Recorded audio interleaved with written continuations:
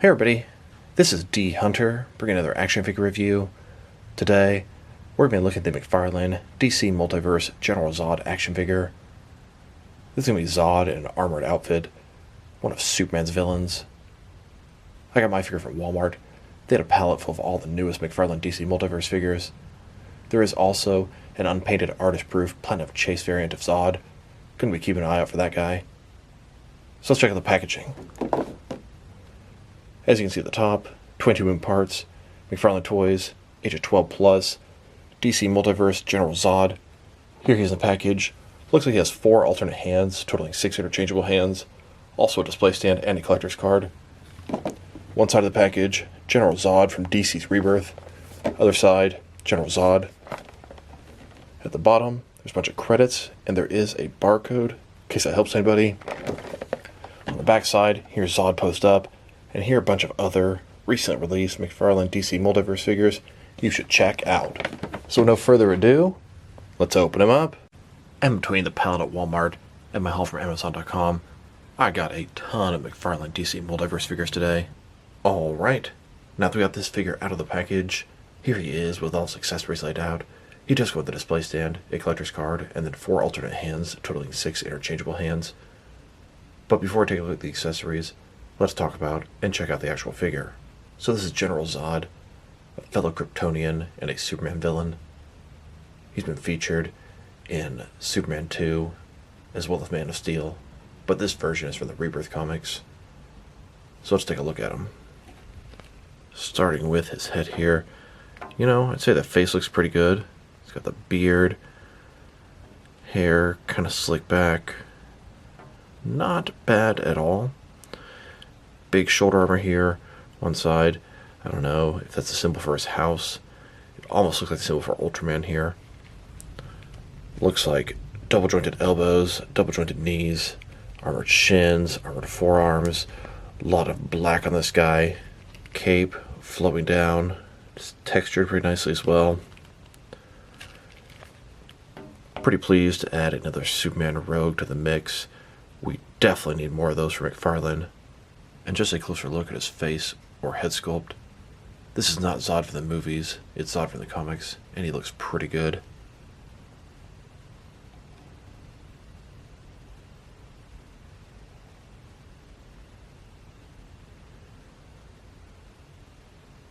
And then, here's the figure broken down as far as he can go, with all of his removable parts detached. Now let's take a look at his accessories, and let's start with the boring stuff. Here's his display stand, typical McFarlane stand, black perfect circle, says DC on the bottom, got one peg for the peg holes on his feet, it's very thin, very basic. Now let's look at his collector's card. As you can see, it's an image of Zod standing in sort of a hallway there. General Zod from DC's Rebirth. On the back side, there is a description. If you want to read that, go ahead and pause now. Here's the standard version of General Zod's collector's card, next to the Platinum Chase variant, artist-proof version. Now let's look at his hands. He has a total of 6 of them, 2 fists, 2 open hands, and 2 gripping hands. Here he is, with his first pair of hands. These are his fists. Here's his next pair of hands. These are some open hands. They could be for some good grabbing or choking hands, maybe some throwing hands. And here's his third pair of hands. These are his gripping hands. Now that we've taken a pretty good look at both the figure and his accessories, now let's check out his height. From bottom to top of his head, he's standing at about 7.2 inches tall, which is going to translate to about 18 centimeters. Now let's check out his articulation. Start with his head here. Of course, it can rotate from side to side. He can look up about that far, down about that far. Can't tilt his head from one side to the other. Give him a good amount of personality. Shoulders. He's got these giant shoulder pads. They're kind of soft. They kind of move out of the way. You can lift them up of his cape. Go about 90 degrees. Ball joint, up, down, around, all that good stuff. Does hinder it here. The other one, it's underneath his cape. Goes up about 90 degrees. Does have a butterfly joint between his shoulder and chest area, increasing the range of motion there. Bicep cut below that, it's hidden very nicely. Double jointed elbows, they go in about this far. His wrist is ball in it, it can rotate, and it's going to be hinged, although you can't really get much out of that. His torso, he's got a ball joint, rotate around, forward and back. Waist, another ball joint, rotate around, forward and back, giving him very wide range of motion of his torso. His diaper area has a little bit of a gap there, depending on how his torso set up. Could look bad. Legs, completely does the splits. Not a ball joint, but a similar type concept. Rotation is actually really good on this guy. His legs go forward about that far. Back, about that much.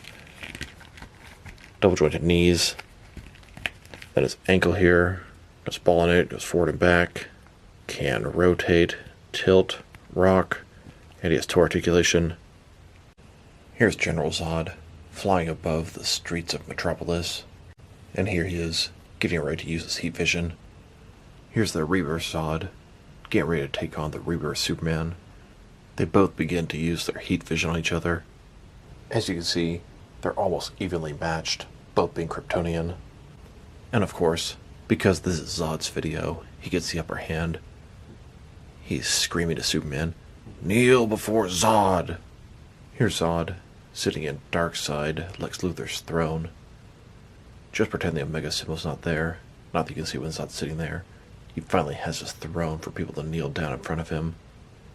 Doesn't really sit that good in this thing, mostly because of the cape. Without the cape, it would be a perfect fit. Now let's check him out, next to some other action figures. Starting off with some other McFarlane DC Multiverse figures. Here's the regular version of Zod, next to the Platinum Chase variant, artist proof unpainted. Here's the Rebirth General Zod, next to the Rebirth Superman. Although it's not my favorite Superman, I believe he's the one intended to be paired up with the Zod. And here, next to the Action Comics 1000 Superman, it looks pretty good versus either one of them. Then, here is Zod next to several more Superman figures. Here's General Zod, taking his place among the rest of the Superman villains McFarlane has made. We have Superboy Prime, Lex Luthor, and Bizarro. And one could argue that both Devastator and Lobo are sort of Superman villains. In my opinion, Devastator is more of a Batman villain than a Superman villain, although being kind of close to Doomsday, he definitely can oppose Superman. And then Lobo, while not a villain all the time, definitely sort of started out as a Superman enemy. Now let's check him out, next to some other recently released McFarlane DC Multiverse figures. Here he is, next to a couple of Lex Luthor figures. Then, next to the armored Batman from The Dark Knight Returns, Blue Edition, and Superboy Prime. And here, next to a couple of Lobo figures. Then, next to the Year 2 Batman and the light-up hazmat suit Batman. And here he is, next to the Mortal Kombat 11 Joker and the Birds of Prey Harley Quinn. Then, next to the Speed Force Flash from Zack Snyder's Justice League, and Reverse Flash from DC's Rebirth comics. And here, next to the Batman Beyond Unmasked Batwoman, and the Atomic Edition of Blight. And now, here he is, next to the recently released Batman 3 Joker's Wave.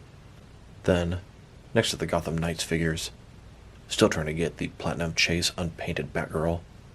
I was able to acquire a couple Red Hoods today. Here he is, with all three variations of the McFarlane Swamp Thing Mega figure. Then, next to the Batman Who Laughs and Robin Crow's 4-pack. Then, next to the Ratcatcher, or rather, McFarlane's Spawn Soul Crusher figure.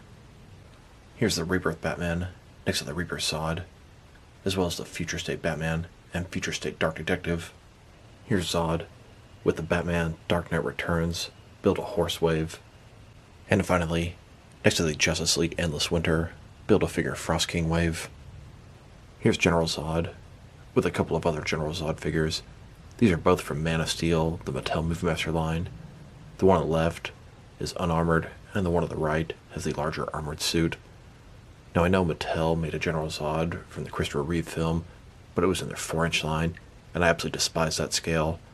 I know DC Direct made at least one version for the comics. I don't have either one of those, although they're pretty decent figures for what they are. And of course, I had to armor build these guys. With the helmet on, you can't tell they're all General Zod, but I did head swap each and every one of them, so I can have my own army of sort of evil Kryptonians. Technically, these are all General Zod figures, except for Feora there. Now let's check them out. Next to some action figures from different various companies, to see how it fits in both scale and style-wise in case you want to know which lines you can mix them with. Since he's a McFarlane figure, they're typically the 7-inch scale. I'm going to start off my comparisons with some of the large action figure lines I collect, and work my smaller. Here he is with some of his McFarlane Toys brothers. In front of you are 5 different action figure lines, all from McFarlane Toys, all 7-inch scale. Then, next is more McFarlane Toys. These are from different various video game properties. And now, next is some Jack-specific wrestling figures. And here he is, next is some DST or Diamond Select toys.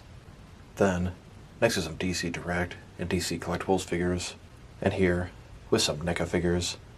Then, next is some Mattel wrestling figures.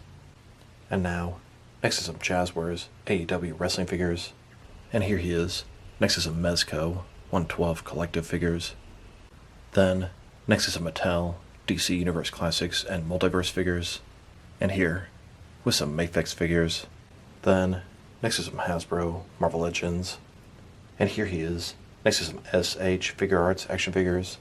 And finally, next is some Jazzwares Fortnite figures. So overall, it's a pretty nice figure. I like the fact that it's a comic version, not a movie version. I enjoyed this figure more than I expected to. I think his head sculpt is pretty nice. Articulation is a little bit limited, especially in the shoulders. Accessories are pretty much non-existent. Yeah, I like the extra hands, but I really want some traditional accessories. Not sure what I even have this guy come with. Very happy to add another Superman villain to the mix. McFarlane does not make very many of those. If I were to rate this figure, I'm going to give him a 7 out of 10. I expected to rate him lower than that. Not really a character that I'm into too much, as I'm mostly into Batman-related stuff, but it's a pretty good-looking figure, well executed. So this is D Hunter. Thank you guys for watching this video. If you liked the video, press like below. If you have anything to say about the video, add to the comment section. If you want to see additional action figure reviews from me, press subscribe. I do appreciate when you do that. Once again, this is D Hunter. Thank you guys for watching this video, and I'll talk to you guys real soon.